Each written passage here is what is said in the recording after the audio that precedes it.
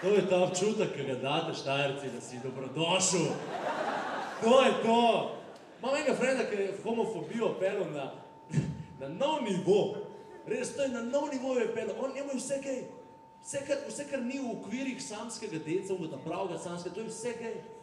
Jaz sem njega slišal, ko? A ti si sam likaš obleke. Ko? Kako je to gej? Ko? Ti kupuješ zelenjavo na tržnici. Ko? Kako je to gej? Ko? Ti ne updateš statuse Facebooka. Ko?